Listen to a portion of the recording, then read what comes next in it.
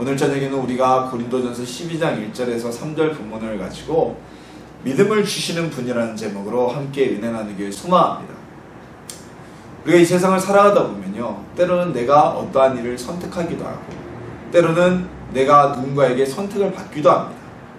근데 선택되었다는 것과 내가 누군가에게 지원을 했다는 것과 내가 누군가를 선택했다는 것은 각 비슷한 것 같지만 굉장히 큰 차이가 있습니다. 곧 있으면 브라질 리우 월드컵 올림픽이죠. 브라질 리우에서 올림픽이 시작됩니다. 근데 올림픽에 선발하는 국가대표 선수는요, 자신이 원한다고 될 수 있는 것이 아닙니다. 모두 다 국가대표 선수들은 지원이 아닌 차출로 인해서 국가의 선택을 받아서 뽑히게 되는 것입니다. 때로는요, 프로 선수들 같은 경우는 국가대표로 나서서 개인적으로 큰 손해를 보는 경우도 있습니다. 부상을 당한다거나 또는 시즌 기간에 소속팀에서 주전으로 활약할 기간에 빠지게 됨으로 인해서 자신의 입지가 흔들릴 수도 있습니다. 하지만 그럼에도 불구하고 국가의 부름에 대부분 국가대표로 선발되었다는 것에 기뻐하고 응답을 하게 됩니다. 만약 누군가가 국가대표가 되기 위해서 또는 프로 선수가 되기 위해서 돈을 쓴다고 한다면 그 돈을 쓰는 것으로 되지도 않거니와 혹여 됐다고 해도 훗날 비리로 적발되어서 처벌될 뿐입니다. 예수 그리스도, 하나님의 아들이시며 우리의 구원자 되신 우리 예수 그리스도는 하나님이 우리에게 주신 선물입니다. 하나님의 놀라운 선물입니다. 그래서 우리는 그 아들을 우리에게 선물로 주신 하나님에 대해서 하나님의 은혜라고 이야기를 합니다. 누구나 예수님을 믿을 수 있습니다. 하지만 누구나 예수님을 믿지 못한다는 아주 특별한, 어떻게 보면 모순적이고 맞지 않는 듯한 논리가 우리 믿음 안에 포함되어 있습니다. 여기에 바로 우리 구원받은 성도들이 감사해야 될 이유가 있습니다. 누구나 믿을 수 있지만 누구나 믿을 수 없게 되는, 그 가운데서 우리는 믿음을 갖게 되었다는 것에 감사할 이유가 있는 것입니다.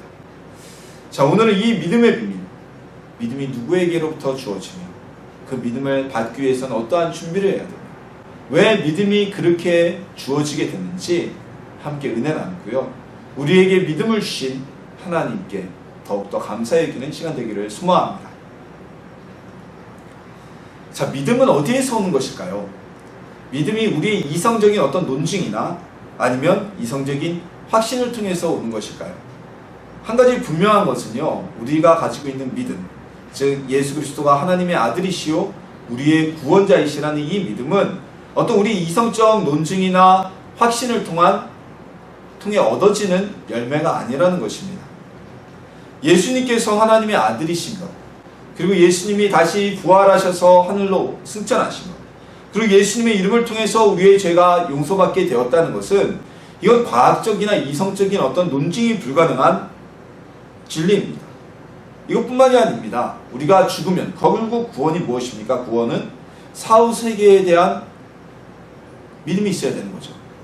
구원받는다는 것은 죽은 이후에 우리가 지옥으로 가지 않고 하나님의 나라에서 영원히 살아가는 것을 의미합니다. 그것이 곧 영생입니다. 이 사후세계에 대한 검증 아직 이루어지지 않고 있습니다.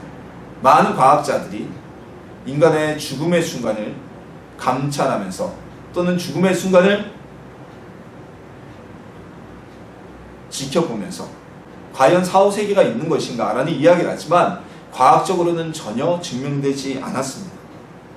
때문에 어떠한 과학적 논증을 통해서도 우리는 믿음이라는 확신을 얻을 수가 없습니다. 대표적인 한 예를 들자면요, 그 알버트 슈바이처 박사 다들 아시죠? 이 알버트 슈바이처 박사는 우리가 알듯이 위대한 의사이며 그리고 많은 사람들에게 의술을 베푼 대단한 어떤 뭐라 그러죠? 그걸 보고 인품이라고 하기보다 또 어떤 단어가 있잖아요. 우리가 그걸 많이 베푸는 그런 분들은 아주 훌륭한 인류사의 인류애를 가진 분이었습니다. 근데 알버트 슈바이처 박사는요, 천재였어요. 단순히 의사가 아니고 그가 신학자였고요, 또한 음악가였습니다. 여러분, 신학자가 슈바이처 박사가 독일계잖아요. 독일에서는 지금도 신학 박사 하기가 가장 따기 힘든 학위고요, 외국 서양에서는 신학 박사 하기가 가장 취득하기 어려운 학위 중에 하나입니다. 그런데 이 신학 박사만 따기 위해서도 엄청난 공부를 해야 되는데 이 슈바이처 박사는 신학도 통달했고 그리고 의술도 통달했고 거기다 조예가 깊어서 음악도 피아노가 아닌 오르간까지 연주할 수 있는 아주 뛰어난 인재였어요.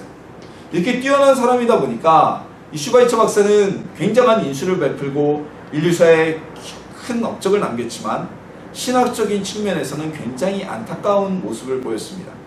이 슈바이처 박사가 신학자들 사이에서도 비신화학파라고 하는 그 학파에 속한 학자인데요. 비신화학파라는 것은 무엇이냐면 성경에서 이성적으로 과학적으로 입증되지도 않고 검증될 수 없는 모든 내용은 지워버리는 것을 얘기를 합니다. 예를 들어서 예수님이 무리를 걸으셨다. 과학적 논증이 안 되잖아요. 삭제합니다. 모세로 인해서 바다가 갈라졌다. 그건 역시 과학적 논증이 되지 않습니다. 삭제합니다. 그래서 철저히 인간의 이성과 과학으로만 검증이 가능한, 확신이 가능한 것만 남겨두는 것.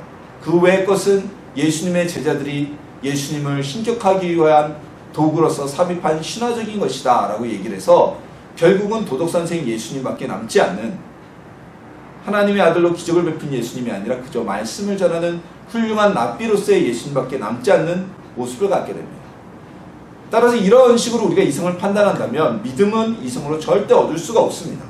모든 기적과 하나님의 능력과 예수 그리스도의 부활, 그리고 예수 그리스도가 하나님의 아들이시라는 사실부터 검증이 되지 않기 때문입니다.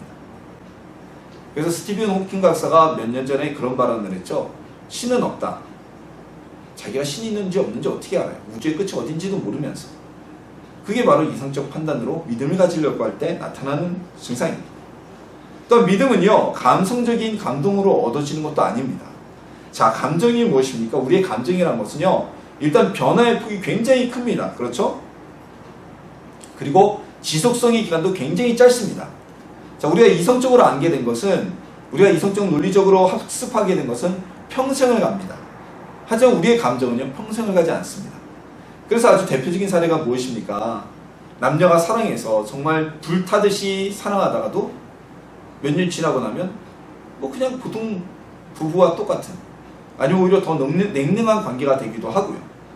그리고 마음속으로 굉장히 어느 때에는 나에게 기쁨을 주고 감동을 주던 어떤 노래나 이런 것들이 몇 년이 지나면 또 아무런 감흥이 없는 일반적인 노래와 음악과 똑같이 우리에게 느껴질 수도 있고요. 어느 순간에는 우리에게 굉장한 감동을 줬던 영화가 다시 보니까 그렇게 졸작처럼 보일 수밖에 없는 이러한 모습들, 이것이 바로 우리의 감정의 기복과 감정의 지속성이 약하는 것을 보여주는 아주 대표적인 사례입니다. 우리 교회 내에서도요, 이런 모습들을 볼 수가 있어요. 우리 학생들, 특히 학생들, 중고 청년 학생들이 수련회를 가게 됩니다. 이제 수련회 시즌이죠. 여름에 수련회를 갔다 오면요, 수련회에서 은혜 받고 와서 2주 동안은 아주 불타듯이 예배 시간에 찬양도 뜨겁고요, 기도도 아주 뜨겁게 하고요, 그럽니다. 근데 2주가 지나면 점점 과거로 복귀하게 됩니다. 한 달쯤 지나면 수련회 가기 이전과 똑같은 모습으로 돌아오게 됩니다. 왜요? 하나님의 온전한 성령의 감동이 아닌 어떤 감정적인 역사 가운데서 은혜를 받으면 이 감동의 효과는 최장 2주를 넘길 수가 없다고 합니다. 남녀 간의 사랑의 관계도 마찬가지죠. 옥시토신이 분비가 되고요, 호르몬이 분비가 되어서 사랑의 감정을 느끼게 되는데 이 감정은 3년을 넘기기가 힘들다고 해요. 그래서 옛 어른들이 그런 말씀을 하셨잖아요. 얼굴 보고 먹고 사는 건 3년이라고. 그게 아주 굉장히 과학적이고 논리적인 경험칙에 의한 과학적 논증이 되는 이야기입니다. 감정으로 얻는 믿음 오래 갈 수가 없습니다. 감정은 아주 짧게 갈 수밖에 없습니다. 성경에 이 감정을 가지고 믿음인 것처럼 생각했다가 목숨을 잃은 사람들이 있어요. 누굽니까? 바로 아나니아와 삽비라죠. 사도행전에서 성도들이 성령의 충만함을 받고 한 마음이 되어 재산을 팔아서 서로 나누며 가난한 자들과 함께 나누어 쓰게 됩니다. 이 모습을 본 아나니아와 삽비라가 성령을 받은 것이 아니라 그들이 마음에 감정적인 동요가 일어났던 것 같아요. 그러다 보니까 땅을 팔았어요. 근데 막상 재산을 팔고 나니 노후가 걱정이 됐고 이 돈을, 평생의 재산을 내치 무치 모르는 이들과 나눠 쓰는 게 아까웠습니다. 최소한의 우리 노후 자금 마련해 놓자. 돈 일부를 감추어두고 하나님 앞에, 베드로 사도 앞에 이것이 나의 서운한 모든 예물이라고 갖다 드립니다. 베드로가 성령의 감동을 받아 묻습니다. 이것이 너희가 판 재산의 전부냐? 그때 거짓말을 하죠.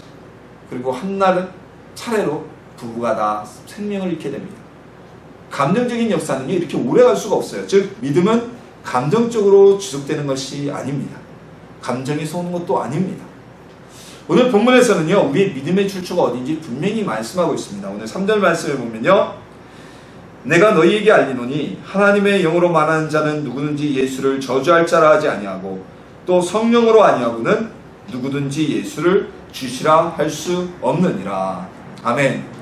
성령으로 임하지 않고서는, 성령을 통하지 않고서는 누구도 예수를 주로 시인할 수 없다. 즉 누구도 믿음을 가질 수 없다는 것입니다. 이 말씀은 다시 말하자면 우리의 믿음은 성령님을 통해서, 우리의 믿음은 하나님을 통해서 오게 된다는 사실을 증거하고 있는 것입니다. 성령이 그 마음속에 있는 사람은 예수님을 핍박하지 못합니다. 또한 성령님이 아니면 누구도 예수님을 주로 고백할 수가 없습니다. 믿음은요, 우리의 지혜와 지적인 능력과 감정적인 동요와 또한 이성의 의지를 통해서 얻어지는 것이 아닙니다. 믿음은 성령님을 통해서 부어지는 하나님의 은혜입니다. 자, 그렇다면 이런 믿음을 누가 얻게 됩니까? 믿음이 성령님의 선물이라면 누가 하나님의 믿음을 얻게 될까요? 우리의 인간적인 노력으로는요, 믿음을 얻을 수가 없습니다. 뭐 지정의를 통해서 우리가 얻을 수가 있는 것이 아니잖아요. 그러나 완전히 인간의 믿음에 대한, 믿음을 얻기 위한 인간의 개입 가능성이 0%라고 하여서 우리가 아무것도 안 하고 가만히 있는 사람에게 하나님의 믿음이 부어지지는 않습니다.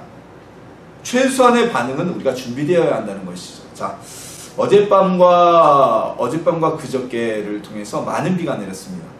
지금 여러분들 논에 가면요, 논에서 벼가 한참 자라서 이제 막 곡식이 패일 준비를 해야 될 때입니다.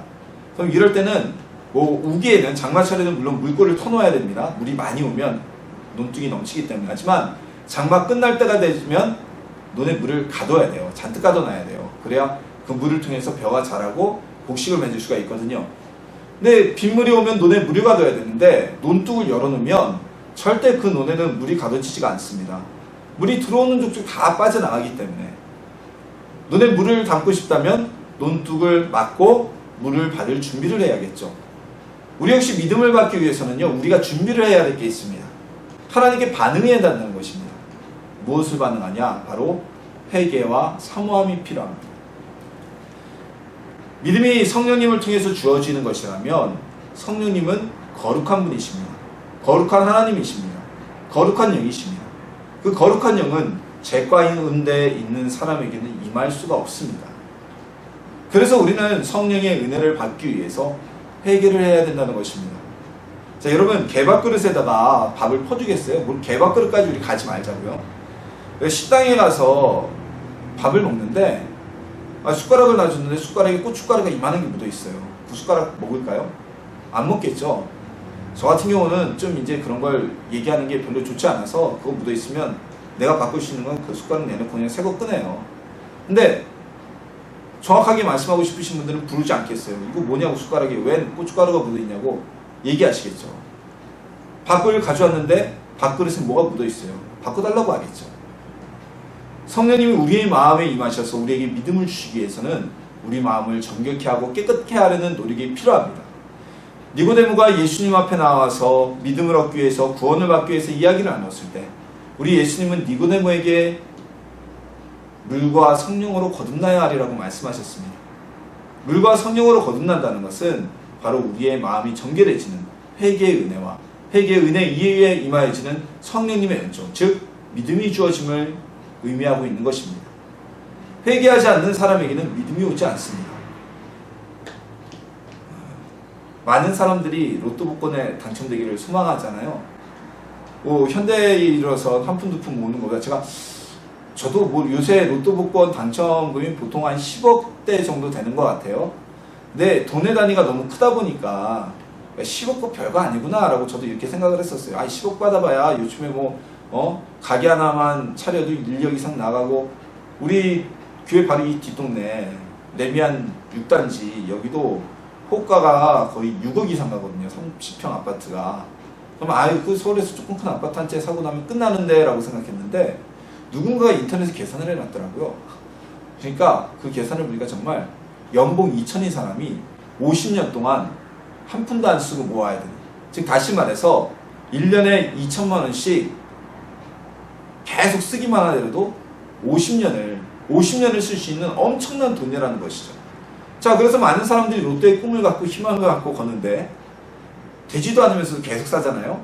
근데 로또에 당첨되기 위해서는 무엇을 해야 됩니까? 가서 복권을 사야죠.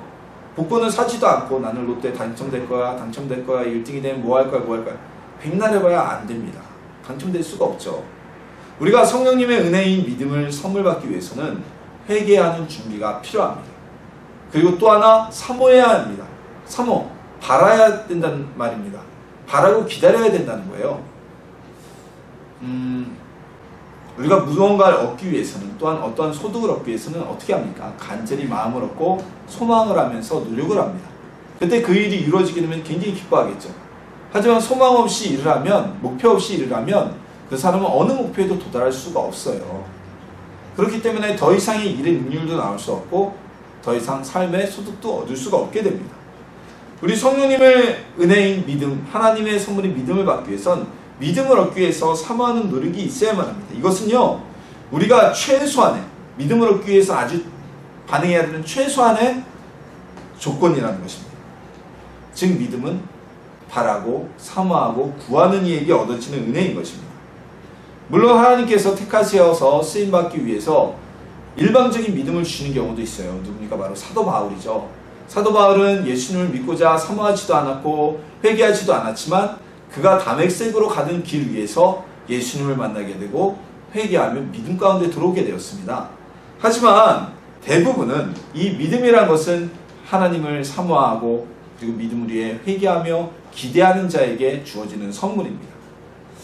성경에 보면요, 사도행전에 보면 에디오피아인 네시가 빌립 집사를 통해서 구원받게 되는, 복음을 받고 구원을 얻게 되는 장면이 기록되어져 있습니다.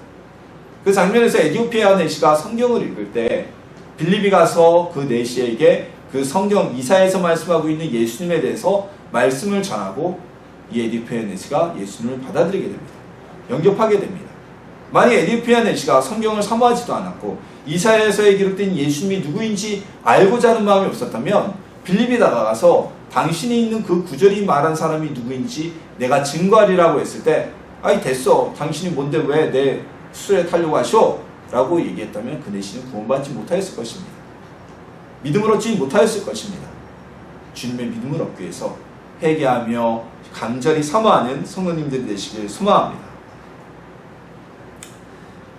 믿음은요, 하나님의 절대 은혜라고 얘기를 합니다. 하나님의 절대 선물이라고 얘기를 합니다. 왜냐하면요, 우리가 지금까지 나누었듯이 이 하나님의 선물인 믿음은요, 우리의 어떤 육체적인 노력과 인간적인 반응을 통해서 얻을 수 있는 것이 아니기 때문입니다. 그래서 믿음은 모든 이가 얻을 수 있지만 모든 이에게 주어지지 않는 하나님의 권한에 속한 것이기 때문입니다.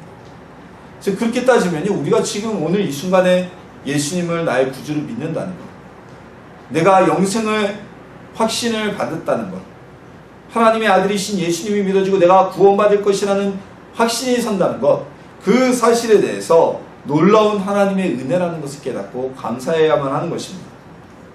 오늘날은 복음이 넘치는 시대입니다. 많은 사람들이 복음을 듣습니다. 모든 사람들이 복음의 전파를 듣습니다. 믿지 않는 사람들도 예수님이 누구인지는 대충은 다 알고 있습니다. 하지만 그 모든 사람이 믿음을 가지지 못합니다. 그 가운데 믿는 이는 아주 일부고요. 심지어는 교회 내에서도 주님을 믿는 사람들과 믿지 않는 이들로 구분이 되어지는 시대입니다. 누구나 믿을 수 있지만 누구나 믿을 수 없는 진리가 바로 믿음이기 때문입니다. 누가 믿게 되고 누가 믿지 못하게 되는 것은 오직 하나님의 선택에 의한, 하나님이 주시는 그 믿음의 선물에 의한 결과물이라는 사실 우리는 잊지 말고 기억해야 하는 것입니다. 그래서 우리는 하나님의 절대 은혜, 이 믿음을 하나님의 절대 은혜, 하나님의 절대 주권이라고 표현합니다. 우리의 의지나 우리의 노력을 통해서 우리의 어떤 반응을 통해서 얻을 수 있는 것이 아닌 오직 하나님이 누군가를 구원하고 누군가를 구원하지 않는 자 성경에 보면 그 대표적인 예가 가룟 유다죠. 같은 예수님의 12제자 중에서 베드로도 예수님을 부인했고 가룟 유다도 예수님을 팔았지만 베드로는 구원받고 가룟 유다는 구원받지 못했습니다. 그래서 가룟 유다에게는 믿음이 허락되지 않았기 때문입니다. 베드로에게는 하나님의 믿음이 허락되었기 때문입니다. 이것이 하나님의 절대 은혜입니다. 오늘 내가 믿고 있음에 그래서 내가 주님을 믿을 수 있다는 사실에 감사하며 기도하는 성도님들이 되시길 소망합니다. 믿음은 그래서 내 소유가 아닙니다. 믿음은 하나님의 선물이며 하나님의 것입니다. 때문에 우리는 내가 믿음이 좋다, 나는 믿음이 많어, 나는 믿음이 뛰어나라고 자랑할 수가 없죠. 왜요? 이건 하나님이 언제든지 주신 것이기 때문에 내 스스로 얻은 것이 아니기 때문에 나의 믿음을 내 스스로 자랑할 수 있는 이는 아무도 없습니다. 믿음은 하나님의 절대 은혜입니다. 주어진 은혜입니다. 그 주어진 은혜에 응답할 수 있는 하나님의 자녀가 되시길 소망합니다. 그 주어지는 은혜에 사모하며 회개하며 간절히 받아라는 이에게 하나님의 선물인 믿음은 주어지게 되는 것입니다. 오늘 이 순간에 내가 예수 그리스도가 하나님의 아들이시고 나의 구주이심이 믿어진다면 그 사실 하나만 그걸 믿어지고 있음에 감사하는 우리 성도님들이 되시길 소망합니다. 우리에게 주신 귀한 믿음의 선물, 우리가 주님을 믿을 수 있다는 그 사실, 우리에게 그러한 믿음의 마음을 선물로 주신 하나님의 은혜에 감사하며 믿음 안에서 승리하며 나가는 주의 자녀가 되기를 예수님의 이름으로 축원합니다.